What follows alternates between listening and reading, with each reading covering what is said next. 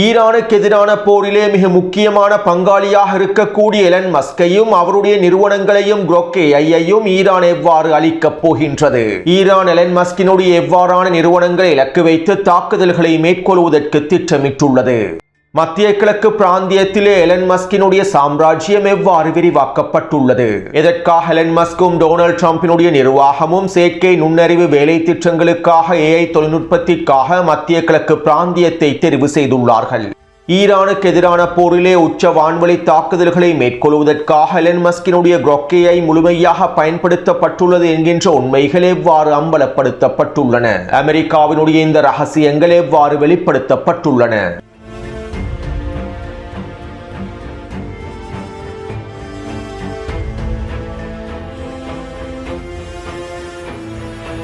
ஈரானுக்கு எதிரான போரிலே எலன் மஸ்கினுடைய ஸ்டார்லிங்க் இணைய சேவைகளும் Grok AI தொழில்நுட்பமும் எவ்வாறு பயன்படுத்தப்படுகின்றது என்பது தொடர்பாக நேற்றைய காணொளியில் முழுமையான விளக்கத்தை பதிவிட்டிருந்தேன். நேற்றைய காணொளியை பார்வையிடாதவர்கள் கீழே இருக்கக்கூடிய லிங்கினை பயன்படுத்தி குறித்த காணொளியை பார்வையிட முடியும். மேலும் நேற்றைய காணொளியை பார்வையிட்டதற்கு பின்பு இந்த காணொளியை பார்வையிடுங்கள். அப்போதுதான் இந்த தகவல்களுடைய தொடர்ச்சியையும் தகவல்களுடைய பின்னணியையும் உங்களுக்கு தெளிவாக புரிந்து கொள்ள முடியும். அத்தோடு ஈரானுக்கு எதிரான போரிலே எலன் மஸ்கினுடைய Grok AI முழுமையாக பயன்படுத்தப்பட்டுள்ளது என்பது தொடர்பான தகவல்கள் ரகசியமாகவே வைக்கப்பட்டிருந்தன.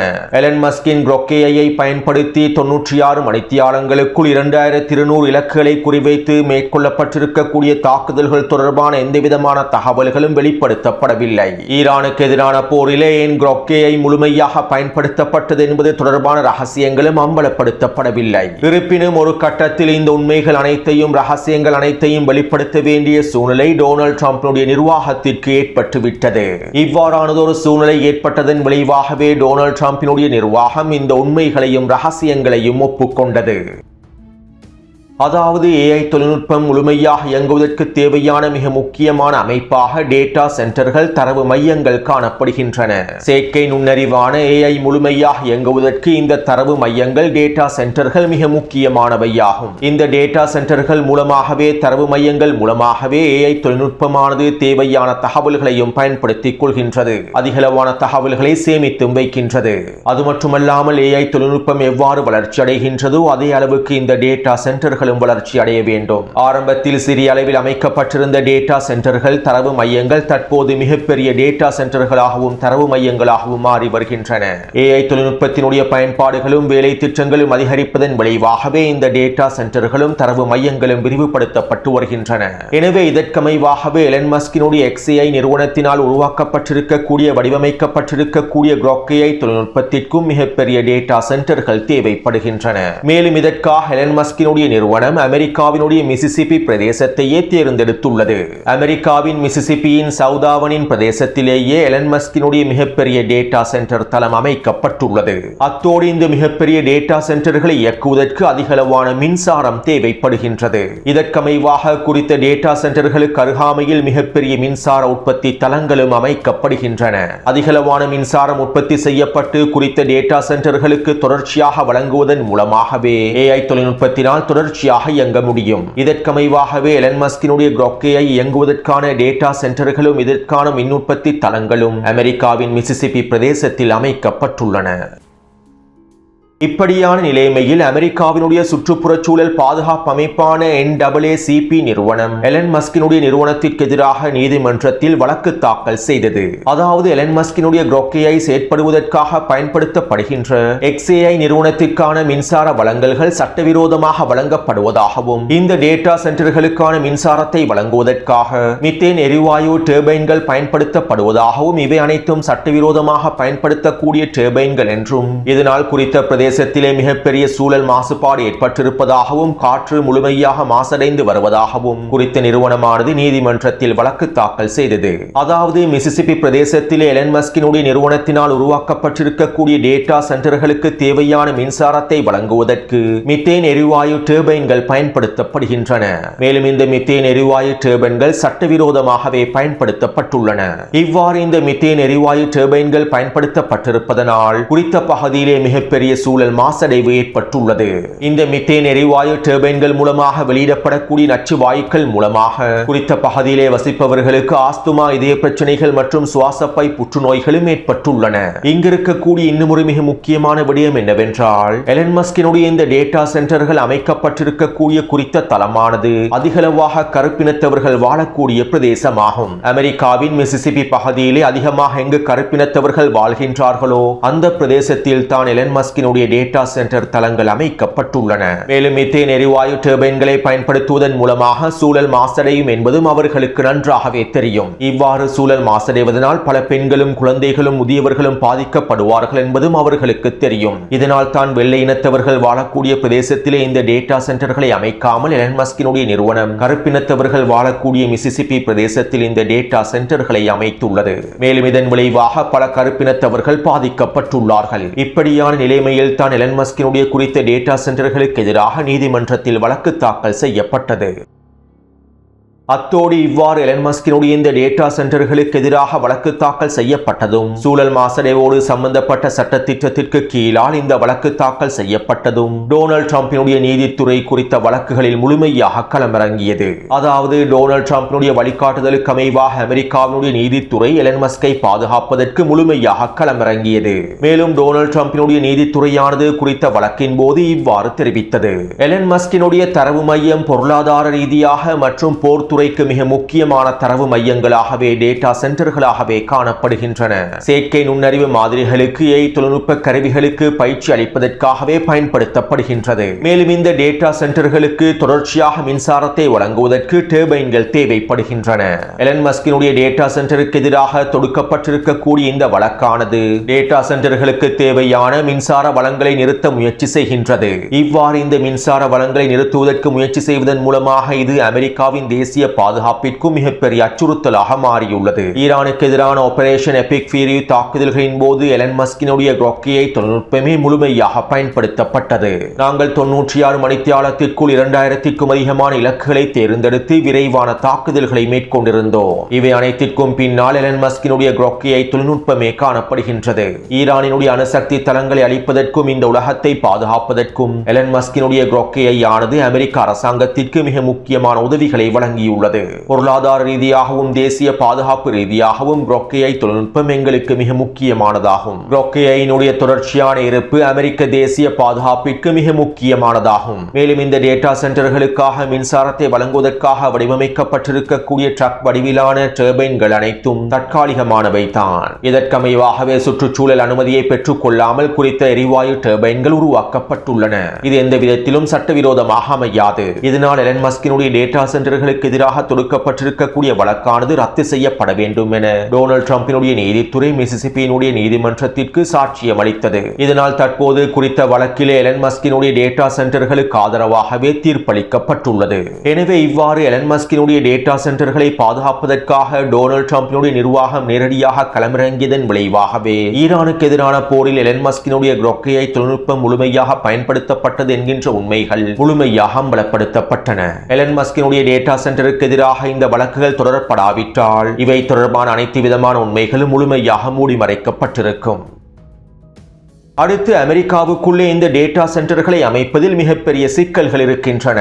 இந்த டேட்டா சென்டர் மூலமாக மின்சார வழங்குதல் மூலமாக மிகப்பெரிய சூழல் மாசடைவு ஏற்படுவதனால் அமெரிக்க மக்களும் இதனால் பாதிக்கப்படுகின்றார்கள். இதனால் அமெரிக்காவில் இருக்கக்கூடிய செயற்கை நுண்ணறிவு AI தொழில்நுட்ப நிறுவனங்கள் மத்திய கிழக்கு பிராந்தியத்தை தெரிவு செய்துள்ளார்கள். மேலும் இவ்வாறு அதிகளவான டேட்டா சென்டர்களை மத்திய கிழக்கு பிராந்தியத்திலே அமெரிக்க தொழில்நுட்ப நிறுவனங்கள் AI தொழில்நுட்ப நிறுவனங்கள் அமைப்பதற்கு சில முக்கியமான காரணங்களும் இருக்கின்றன. ஒன்று, அதிநவீன AI தொழில்நுட்ப கட்டமைப்பிலே முதலீடு செய்வதற்கான மிகப்பெரிய நிதி மூலங்களை பெற்றுக் கொள்ள வேண்டும். இதற்காக அதிக அளவில் பணத்தை முதலீடு செய்யக்கூடிய நிறுவனங்களும் நாடுகளும் தேவைப்படுகின்றன. இன்னும் ஒரு விதத்தில் குறிப்பிடுவதாக இருந்தால் AI தொழில்நுட்பத்தினுடைய உள்கட்டமைப்புகளை விரிவாக்குவதற்கும் நவீன AI தொழில்நுட்பத்தினுடைய கட்டமைப்புகளை விரிவாக்குவதற்கும் மிகப்பெரிய முதலீடுகளை மேற்கொள்ளக்கூடிய நாடுகளும் நிறுவனங்களும் தேவைப்படுகின்றன. மேலும் இந்த மிகப்பெரிய நிதி மூலங்களையும் முதலீடுகளையும் மத்திய கிழக்கு நாடுகளிலிருந்தே பெற்றுக் கொள்ள முடியும். அதேபோன்று AI தொழில்நுட்பத்திற்கான ஸ்டார்ட் அப் செயலிகளை பயன்படுத்துவதற்கும் இதற்கான முழுமையான ஆதரவை வழங்கக்கூடிய அரசாங்கங்கள் இருக்க வேண்டும். AI தொழில்நுட்பத்தினுடைய வேலை திட்டங்களுக்கு முழுமையான ஆதரவை வழங்கி AI தொழில்நுட்பத்தினுடைய மேம்பாடுகளை விரிவாக்குவதற்கான முழுமையாக அனுமதியை வழங்கக்கூடிய அரசாங்கங்கள் தேவைப்படுகின்றன. மேலும் மத்திய கிழக்கில் இருக்கக்கூடிய அரபு நாடுகள் இதற்கான அனுமதியை முழுமையாக வழங்குகின்றன. மூன்றாவது, இந்த டேட்டா சென்டர்கள் தொடர்ச்சியாக இயங்குவதற்கு தேவையான மின்சாரத்தை வழங்குவதற்கான பொறிமுறைகள் காணப்பட வேண்டும். மத்திய கிழக்கு நாடுகளில் இந்த டேட்டா சென்டர்கள் உருவாக்கப்பட்டால் எரிபொருளையும் எண்ணெயையும் இலகுவாக பெற்றுக்கொண்டு மின்சாரத்தை உற்பத்தி செய்து டேட்டா சென்டர்களுக்கு தேவையான தொடர்ச்சியான மின்சாரத்தையும் வழங்க முடியும். மேற்கத்திய நாடுகளுடன் ஒப்பிடுகையில் மத்திய கிழக்கு பிராந்தியத்தில் இருக்கக்கூடிய அரபு நாடுகளில் குறைந்த செலவிலே அதிகளவான மின்சாரத்தை உற்பத்தி செய்ய முடியும். டேட்டா சென்டர்களை பாதுகாப்பதற்கான அதற்கான மின்சார வழங்கல்கள் அனைத்தையும் முழுமையாக திறம்பட மேற்கொள்ள முடியும். அதேபோன்று இந்த டேட்டா சென்டர்களுக்கு எதிராக மக்கள் குரல் கொடுக்க கூடாது. சூழல் மாசடைவு தொடர்பாக போராட்டங்கள் மேற்கொள்ளப்படக்கூடாது. இந்த தொழில்நுட்ப வேலை திட்டங்களுக்குள்ளே பொதுமக்கள் எந்த விதத்திலும் சம்பந்தப்படக்கூடாது. இந்த டேட்டா சென்டர் எதற்காக அமைக்கப்பட்டுள்ளது, இந்த டேட்டா சென்டர் ஏன் அமைக்கப்பட்டுள்ளது, இந்த டேட்டா சென்டர் மூலமாக சூழல் எவ்வளவு தூரம் மாசடையும் என்பது தொடர்பான எந்த ஒரு கேள்வியையும் பொதுமக்கள் எழுப்பவே கூடாது. மேலும் இந்த நிபந்தனைகளை பூர்த்தி செய்யக்கூடிய நாடுகளாகவும் மத்திய கிழக்கில் இருக்கக்கூடிய அரபு நாடுகளே இருக்கின்றன. அதாவது அரபு நாடுகளிலே வாழக்கூடிய மக்கள் அவர்களுடைய அரசாங்கத்தை எதிர்த்து கேள்விகளை எழுப்ப மாட்டார்கள். அரசாங்கத்தினுடைய வேலை திட்டங்களுக்கு எதிராக போராட்டங்களை மேற்கொள்ள மாட்டார்கள். அரசாங்கத்திற்கு முழுமையாக கட்டுப்பட்டு அடிமைகளாக இருப்பார்கள். அதே போன்று மத்திய கிழக்கில் இருக்கக்கூடிய அரபு அரசாங்கங்களும் அமெரிக்க மற்றும் ஆக்கிரமிப்பினுடைய அடிமைகளாகவே இருக்கின்றார்கள். இந்த டேட்டா சென்டர்களை அமைப்பதற்கான முழுமையான ஆதரவையும் முழுமையான அனுமதியையும் அடிமை அரபுகள் தொடர்ச்சியாக வழங்குவார்கள். எனவே இவற்றின் அடிப்படையில் தான் அமெரிக்க AI தொழில்நுட்ப நிறுவனங்கள் அவர்களுடைய அதிகளவான டேட்டா சென்டர்களை மத்திய கிழக்கு நாடுகளில் அமைப்பதற்கு திட்டமிட்டார்கள். அமெரிக்காவிலோ அல்லது ஐரோப்பிய நாடுகளிலோ இந்த டேட்டா சென்டர்களை அமைப்பதனை விட அடிமை அரபு நாடுகளில் இந்த டேட்டா சென்டர்களை அமைப்பதே அமெரிக்க தொழில்நுட்ப நிறுவனங்களுக்கும் மிகப்பெரிய லாபமாகவும் அமைந்திருந்தன. அத்தோடு அமெரிக்காவிலே பரவலாக பயன்படுத்தக்கூடிய மிக முக்கியமான 3 செயற்கை நுண்ணறிவு AI தொழில்நுட்பங்கள் காணப்படுகின்றன. ChatGPT, Claude மற்றும் Grok AI தொழில்நுட்பங்களே அமெரிக்காவினுடைய மிக முக்கியமான 3 AI தொழில்நுட்ப கருவிகளாகும். அத்தோடு அமெரிக்காவினுடைய இந்த 3 AI தொழில்நுட்ப நிறுவனங்களுக்கும் அதிகளவான அடிமை அரபு நாடுகளே நிதி அளிக்கின்றன.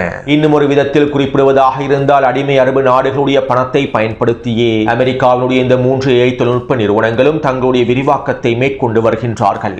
முதலாவதாக இருக்கக்கூடிய நாடு ஐக்கிய அரபு அமீரகமாகும். ஐக்கிய அரபு அமீரகம் ஒரு மிகப்பெரிய AI தொழில்நுட்ப நிறுவனத்தினை உருவாக்கியுள்ளது. MGX என்கின்ற AI தொழில்நுட்ப நிறுவனத்தையே ஐக்கிய அரபு அமீரகம் உருவாக்கியுள்ளது. மேலும் அமீரகத்தினுடைய இந்த MGX என்கின்ற செயற்கை நுண்ணறிவு நிறுவனத்திற்கும் அமெரிக்காவின் AI தொழில்நுட்ப நிறுவனங்களுக்கும் இடையில் நெருங்கிய தொடர்புகள் காணப்படுகின்றன. அதாவது அமீரகத்தினுடைய MGX AI தொழில்நுட்ப நிறுவனம் எலன் மஸ்கினுடைய XAI நிறுவனத்தில் முதலீடு செய்துள்ளது. இதே போன்று ChatGPT மற்றும் Claude நிறுவனத்திலும் முதலீடு செய்துள்ளது. கிடைக்கப்பட்ட இருக்கக்கூடிய தகவல்களுக்கு அமைவாக $100 பில்லியன் அதிகமான பணத்தை ஐக்கிய அரபு அமீரகம் இந்த நிறுவனங்களிலே முதலீடு செய்துள்ளது. மேலும் இந்த முதலீடுகளுக்கு அமைவாக அபுதாபியில் G42 என்கின்ற மிகப்பெரிய டேட்டா சென்டர் தளம் ஒன்றையும் ஐக்கிய அரபு அமீரகம் அமைத்துள்ளது. எலன் மஸ்கினுடைய டேட்டா சென்டர் தளங்கள் உட்பட அமெரிக்காவின் இன்னும் பல முக்கியமான AI தொழில்நுட்ப நிறுவனங்களுடைய டேட்டா சென்டர் தளங்களும் அமைக்கப்பட்டுள்ளன. ஐக்கிய அரபு அமீரகத்தினுடைய AI தொழில்நுட்பத்தினுடைய எதிர்காலமே இந்த G42 தான் என்று குறிப்பிடப்படுகின்றது. அபுதாபியிலே தற்போது இந்த G42 தளமானது பிரம்மாண்டமாக நிர்மாணிக்கப்பட்டுள்ளது. அத்தோடு ஐக்கிய அரபு அமீரகத்திலே கிட்டத்தட்ட 50 தொடக்கம் 57 வரையிலான டேட்டா சென்டர்கள் அமைக்கப்பட்டுள்ளன. ChatGPT, Claude மற்றும் எலன் மஸ்கினுடைய Grok AI டேட்டா சென்டர் தளங்களும் அமைக்கப்பட்டுள்ளன. அதே போன்று Nvidia, Amazon டேட்டா சென்டர் தளங்களும் அமைக்கப்பட்டுள்ளன. அடுத்து அமெரிக்காவின் டேட்டா சென்டர்களை அமைப்பதற்காக பயன்படுத்தப்பட்டிருக்கக்கூடிய இன்னும் ஒரு மிக முக்கியமான அடிமையே சவுதி அரேபியாவாகும். சவுதி அரேபியாவினுடைய மிகப்பெரிய AI தொழில்நுட்ப நிறுவனமாக ஹுமைன் என்கின்ற நிறுவனமே காணப்படுகின்றது. இந்த ஹுமைன் நிறுவனத்தின் மூலமாக சவுதி அரேபியா எலன் மஸ்கினுடைய XAI நிறுவனத்தின் மீது $5 பில்லியன் அதிகமான முதலீடை மேற்கொண்டுள்ளது. அது மட்டுமல்லாமல் சவுதி அரேபியாவின் ஹுமைன் நிறுவனத்திற்கும் எலன் மஸ்கினுடைய XAI நிறுவனத்திற்கும் இடையில் அதிகளவான ஒப்பந்தங்கள் கைச்சாத்திடப்பட்டுள்ளன. மேலும் சவுதி அரேபியா எலன் மஸ்கினுடைய XAI நிறுவனத்தில் 50 தொடக்கம் 75 பில்லியன் டாலர்கள் அளவிலான முதலீடுகளை மேற்கொள்வதற்கான பேச்சுவார்த்தைகளையும் தற்போது மேற்கொண்டு வருகின்றது. அது மட்டுமல்லாமல் எலன் மஸ்கினுடைய XAI நிறுவனம் சவுதி அரேபியாவிலே மிகப்பெரிய டேட்டா சென்டர் ஒன்றையும் அமைத்துள்ளது. குறித்த டேட்டா சென்டர் ஆனது அமெரிக்காவின் மிசிசிப்பி பிரதேசத்தில் இருக்கக்கூடிய டேட்டா சென்டரை விட 3 மடங்கு மிகப்பெரியதாகும். கிட்டத்தட்ட 500 மெகாவாட் திறனை கொண்டிருக்கக்கூடிய மிகப்பெரிய டேட்டா சென்டர் ஒன்றையே அமைத்துள்ளார்கள். மேலும் சவுதி அரேபியாவில் அமைக்கப்பட்டிருக்கக்கூடிய எலன் மஸ்கினுடைய இந்த டேட்டா சென்டர் ஆனது எலன் மஸ்கினுடைய Grok AI-யின் மிகப்பெரிய தரவு மையமாகவே பயன்படுத்தப்பட போகின்றது. எனவே இந்த AI தொழில்நுட்பத்தை பயன்படுத்தி காசாவிலே மேற்கொள்ளப்படக்கூடிய இனப்படுகொலைகளுக்கும், லெபனானிலே மேற்கொள்ளப்படக்கூடிய இனப்படுகொலைகளுக்கும், ஈரானுக்குள்ளே மேற்கொள்ளப்படக்கூடிய இனப்படுகொலைகளுக்கும் இந்த அடிமை அரபுகள் நேரடியாக சம்பந்தப்பட்டுள்ளார்கள். அமெரிக்காவின் பாதுகாப்பு அமைச்சகத்தோடு ரகசிய ஒப்பந்தங்களை மேற்கொண்டு வழிநடத்தப்படக்கூடிய எலன் மஸ்கினுடைய Grok AI தொழில்நுட்பத்திற்கு அடிமைகளான சவுதி அரேபியாவும் ஐக்கிய அரபு அமீரகமுமே மிக முக்கியமான முதலீடுகளையும் வழங்குகின்றன. அதே போன்று வான்வழி தாக்குதல்களுக்காக பயன்படுத்தப்படுகின்ற இந்த AI தொழில்நுட்பத்திற்கு தேவையான அனைத்து விதமான டேட்டா சென்டர்களையும் இந்த மத்திய கிழக்கில் இருக்கக்கூடிய அடிமை அரபு நாடுகளே கொண்டுள்ளன. இதனால் தான் கடந்த 40 நாள் போரின் போது ஈரான், பஹ்ரைன் மற்றும் ஐக்கிய அரபு அமீரகத்தில் இருக்கக்கூடிய அமேசான் நிறுவனத்தினுடைய மிக முக்கியமான டேட்டா சென்டர்களை இலக்கு வைத்து தாக்குதல்களை மேற்கொண்டிருந்தது. அதே போன்று ஈரானுக்கு எதிரான அடுத்த கட்ட போர் ஆரம்பிக்கப்பட்டதற்கு பின்பு மத்திய கிழக்கு பிராந்தியத்தில் இருக்கக்கூடிய அனைத்து டேட்டா சென்டர்களையும் இலக்கு வைத்து தாக்குதல்களை மேற்கொள்வது ஈரானுடைய தற்போதைய மிக முக்கியமான இலக்காகவும் மாறியுள்ளது. அதிலும் குறிப்பாக சவுதி அரேபியாவிலும் ஐக்கிய அரபு அமீரகத்திலும் இருக்கக்கூடிய எலன் மஸ்கினுடைய Grok AI டேட்டா சென்டர்களை முழுமையாக இலக்கு வைத்து தாக்குதல்களை மேற்கொள்வது ஈரானினுடைய மிக முக்கியமான தேவையாக மாறியுள்ளது. இந்த அடிமை அரபு நாடுகளில் இருக்கக்கூடிய டேட்டா சென்டர்களை இலக்கு வைத்து தாக்குதல்களை மேற்கொண்டு அவற்றை தரைமட்டமாக்குவதன் மூலமாக ஈரானுக்கு எதிரான தாக்குதல்களில் இருந்தும், லெபனானுக்கு எதிரான தாக்குதல்களில் இருந்தும், பலஸ்தீனிய மக்களுக்கு எதிரான தாக்குதல்களில் இருந்தும் இந்த AI தொழில்நுட்பத்தினை முழுமையாக முடக்க முடியும். இதனால் ஈரான் அடுத்த கட்ட போரிலே முழுமையாக எலன் மஸ்கினுடைய நிறுவனங்களையே குறிவைக்கப் போகின்றது. அதிலும் குறிப்பாக மத்திய கிழக்கு பிராந்திய இருக்கக்கூடிய எலன் மஸ்கினுடைய டேட்டா சென்டர்களையும் அதனோடு சம்பந்தப்பட்டிருக்கக்கூடிய அடிமை அரபுகளுடைய நிறுவனங்கள் இலக்கு வைத்தும் தாக்குதல்களை மேற்கொள்ள போகின்றது. இதற்கான திட்டங்களை ஈரான் தற்போது முழுமையாக வகுத்து விட்டது. அத்தோடு இந்த நவீன போர்க்களத்தில் இருக்கக்கூடிய இன்னும் பல சுவாரஸ்யமான ரகசியமான தகவல்கள் நிறையவே புதைந்துள்ளன. இவை தொடர்பாக அடுத்தடுத்த காணொளிகளிலும் நான் தகவல்களை வெளியிடுகின்றேன். எனவே தொடர்ந்தும் என்னுடன் இணைந்திருங்கள். நன்றி, வணக்கம்.